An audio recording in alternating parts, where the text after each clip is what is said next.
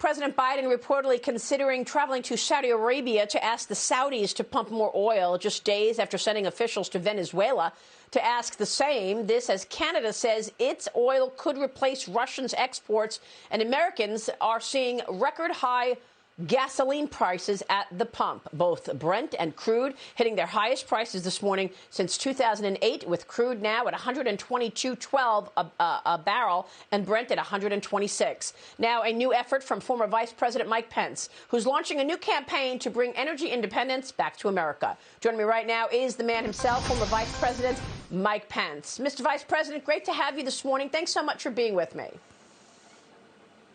Thank you, Maria. Good to be with you from Israel, in fact.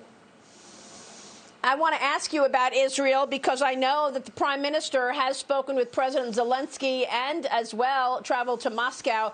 But first, let me get your take on this war, Mr. Vice President. We are watching death and destruction every day. Could the U.S. and its allies be doing more to stop Vladimir Putin? Well, Maria, there's a truth of history that weakness arouses evil.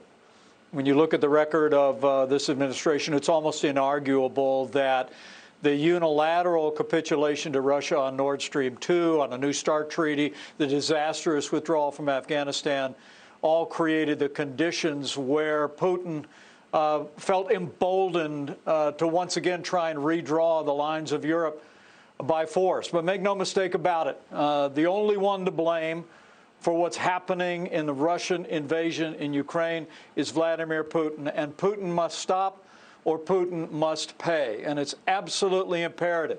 As I met today with the President of Israel, with the Prime Minister of Israel, it's imperative that the free world come together, that we find ways to arm the people of Ukraine to be able to defend their nation and their territorial integrity.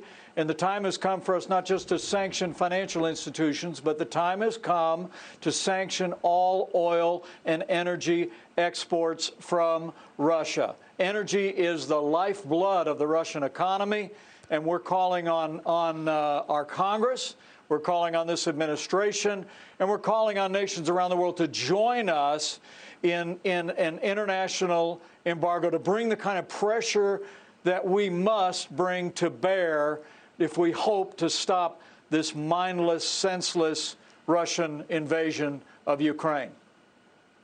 And yet the administration has yet to say that. A bill was brought to the floor yesterday in terms of cutting off Russian imports. We don't know when that vote will take place. I'm hearing possibly Wednesday. But the Biden administration is asking our adversaries to pump more oil. He's apparently considering Saudi Arabia, Venezuela. And I want to get your take on this idea that we are imminently going to see a new Iran deal. You just said that you spoke with the leadership in Israel. The president has talked about potentially getting oil from Iran. What are your conversations about that?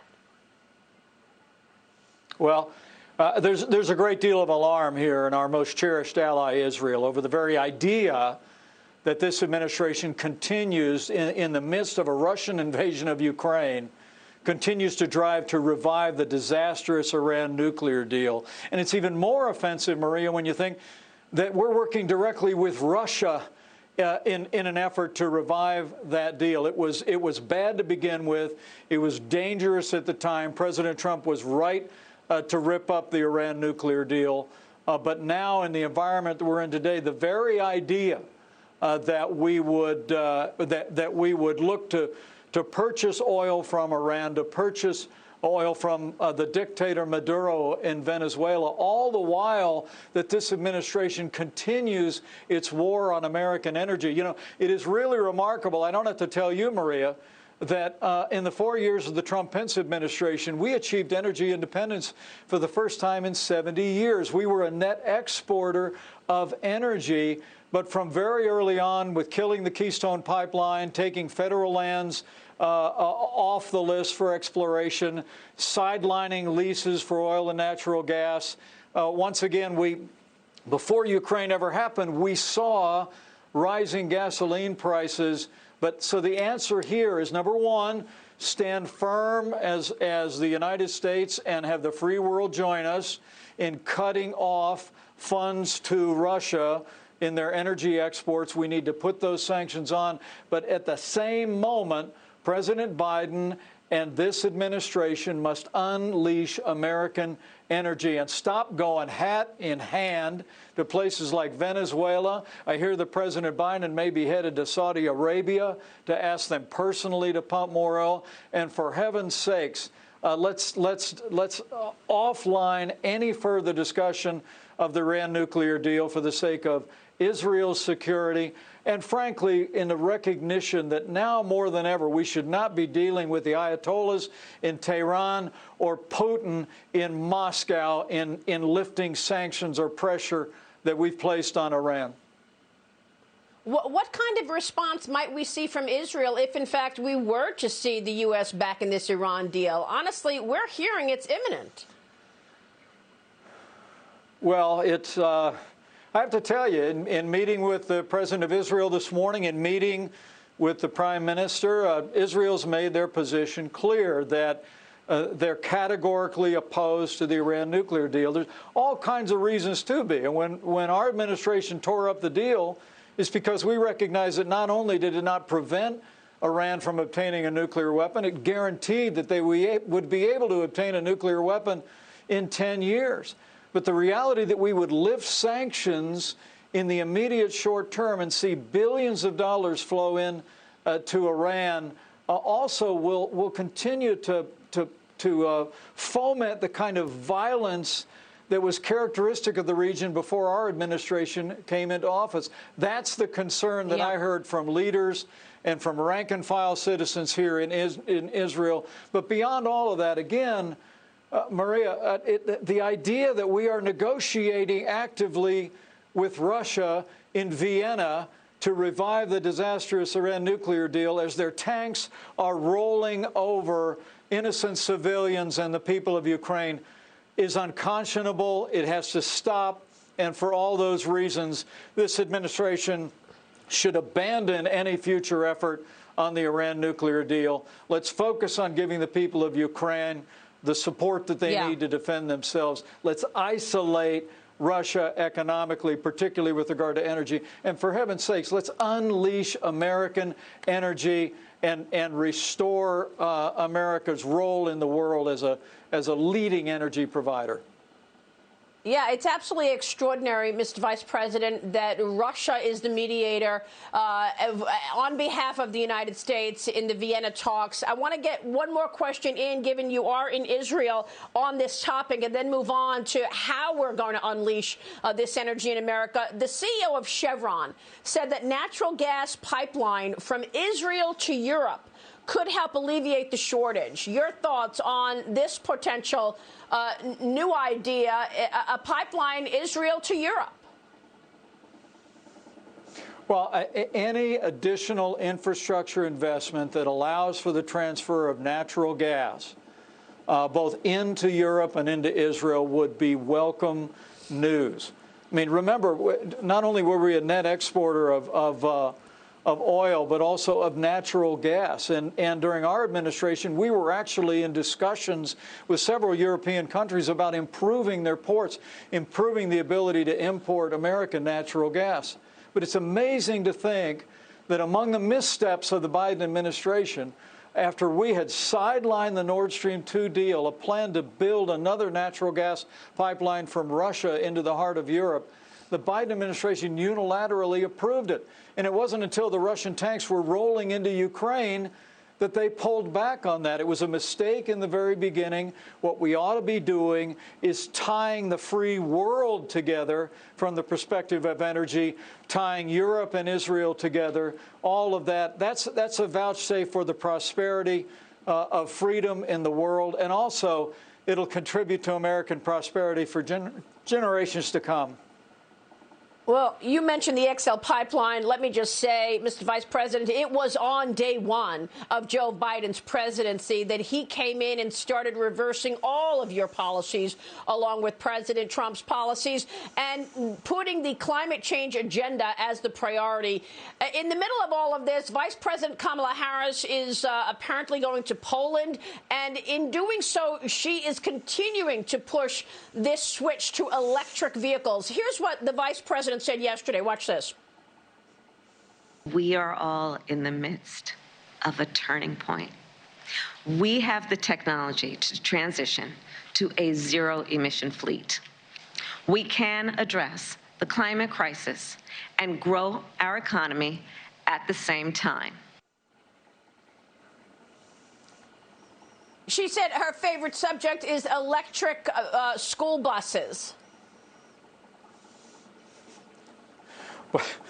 Maria, I have to tell you, the dogged focus of this administration and the liberal left and the Democratic Party on their climate change green agenda, even in the face of a Russian invasion of Ukraine, is just astonishing to me. I mean, the idea that they would see this as an opportunity to give even more impetus to their green agenda. I mean, telling the American people that you can go out and buy a $75,000 electric car when gasoline is $4 a gallon, that's somehow the solution is pretty absurd. I mean, we know the pathway forward to American prosperity. It's American energy independence, and we know the pathway toward turning back the Russian aggression that is trampling innocent lives and ransacking across Russia, and that is to respond with American strength.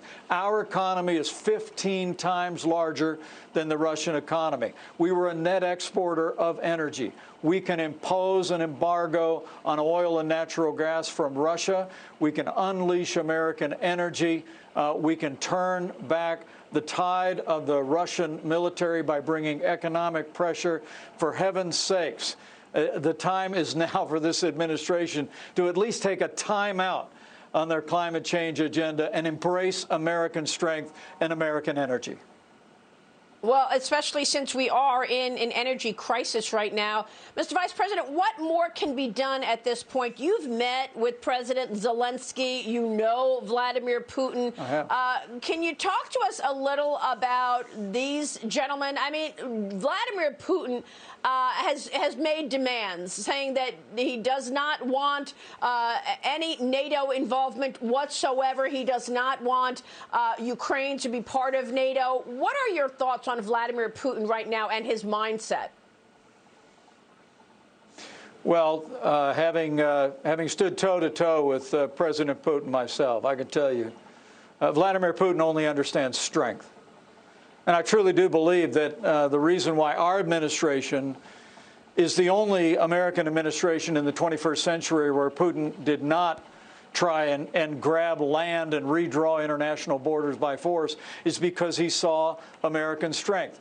We rebuilt our military. We strengthened our common alliance. We called on NATO allies to invest more in our common defense. And we built up American energy and American energy exports, all as we stood with our allies. I think it was that strength that was a deterrence to Putin's ambitions, and it's the pathway forward. But I must tell you, I did have the opportunity to spend time with President Zelenskyy. I have to tell you that I share the admiration of the world for his personal courage, for the stand that he has taken. I have to believe that Putin and the Russian military got more than they bargained for with the strong Ukrainian people and with the strength that President Zelenskyy has shown. And now is the time for the free world to stand with him, to provide the Ukrainian military with the resources and equipment that they need to defend themselves and repel the Russian invasion. And more than anything else, we've got to impose that oil and natural gas embargo, unleash American energy, and call, as I did today here in Israel, and call on our allies around the world to join us to put a maximum pressure campaign on Russia. If I go back again, Maria, Vladimir Putin only understands strength and standing strong with the people of Ukraine, giving them the ability to defend themselves, and redoubling our commitment to a strong and prosperous America. It's the pathway forward to stability in Europe and to the end of this unspeakable violence that's ransacking across Ukraine as we speak. And you are encouraging this and pushing energy independence in America. Is there anything else that the U.S. and NATO allies could be doing to help Ukraine? It is absolutely heartbreaking to watch this constant death and destruction now for 13 days. Well, it's so important to each of us. I breathed a prayer today here in Israel.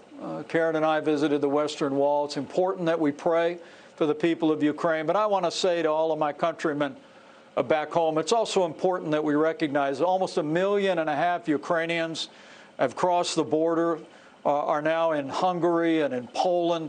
There are organizations like the International Red Cross, like Samaritan's Purse, and other relief organizations that are literally on the ground aiding those beleaguered families.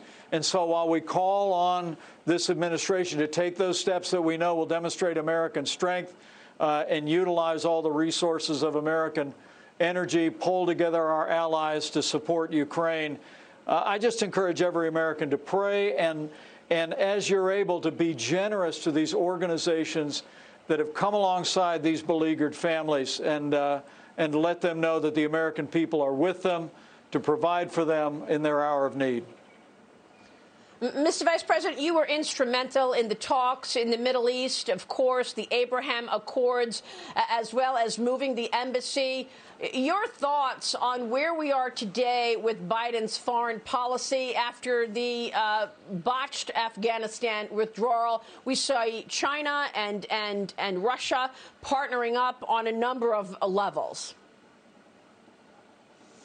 Well, there's no question that the disastrous withdrawal from Afghanistan has emboldened the enemies of the United States and our adversaries around the world. But now is the time for us to make it clear that we are going to stand with our allies and stand up to our enemies. I must tell you, being here in Israel today, my first time back since the Abraham Accords were signed, to see the progress toward peace that happened under our administration. But it was all predicated, first and foremost, on the way that we isolated Iran as never before. That's why one of the reasons it's incomprehensible to me, Maria, that as we see war ravaging across Ukraine, a Russian invasion in Ukraine, that this administration continues not only its headlong rush on its climate change agenda, but a headlong rush to lift sanctions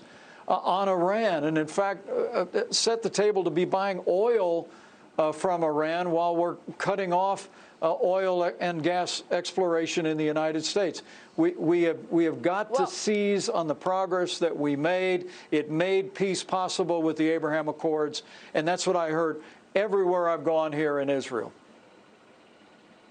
What do you want to hear from Germany? Of course, during your administration, President Trump and yourself pushed Germany to pay more in terms of NATO, to pay more for its own defense. In fact, it has now announced it will increase defense spending. Are you vindicated? And what is the story in terms of Germany's pushback? It relies on Russian oil. Will that be the barrier to stopping Russian imports? Maria, there was so much criticism of our administration when President Trump and I made it clear that we wanted our NATO allies to live up to their commitments. And you'll remember at the time, we saw $130 billion more in investment by our NATO allies in our common defense. Those are investments that are contributing today to a stronger NATO. But the fact that during our administration, Germany had put a 10-year timeline, said it wouldn't be till 2030 that they would achieve that 2% goal that they had agreed to years earlier, was a source of frustration. But I want to give Chancellor Scholz credit, the people of Germany credit, that now they've made that commitment to spend 2% of their gross domestic product on our common defense, and are also transferring weapons to the people of Ukraine. Germany is the economic powerhouse in so many ways of Europe, and to see Germany now stepping up to assist us in providing for common defense. I mean, it's one other way that Putin got more than he was bargaining for. I mean, I honestly think he underestimated the courage of President Zelenskyy and the incredible courage of the Ukrainian people. But also, it's clear to many of us that Putin was anticipating division in the West. He saw NATO as a weakened alliance, but I believe the work that our administration did, the spade work of building up that alliance, making our expectations clear to NATO, has now created an environment where NATO, frankly, has come together as never before. And to those who want to lay the blame for the Russian invasion in Ukraine on the expansion of NATO, I just simply ask, where would our allies in Poland or Estonia or Latvia or Lithuania be today if it were not for NATO? I mean, we've expanded the boundaries of freedom, Mr. Vice and we President, should continue to work to expand the boundaries of freedom in Europe and elsewhere around the world. Mr. Vice President, before you go, a word on 2024. Do you want President Trump to run? Are you looking to get back into leadership? You know, all of my focus right now is on 2022. I think we have a historic opportunity to reclaim majorities in the House and the Senate to elect great Republican governors around America. And in 2023, I'm confident the Republican Party will nominate a candidate who will be the next president of the United States of America. And at the right time, my family and I will reflect and consider how we might participate in that process. But now more than ever, with war in Europe and with an administration seemingly intent on weakening our country, driving our nation toward a European-style welfare state, we need strong Republican majorities on Capitol Hill and strong Republican governors, and that's what we're going to work to achieve. Mr. Vice President, thanks very much. Safe back home, and congratulations on the award you are receiving in Israel. Good to see you. Vice President Mike Pence.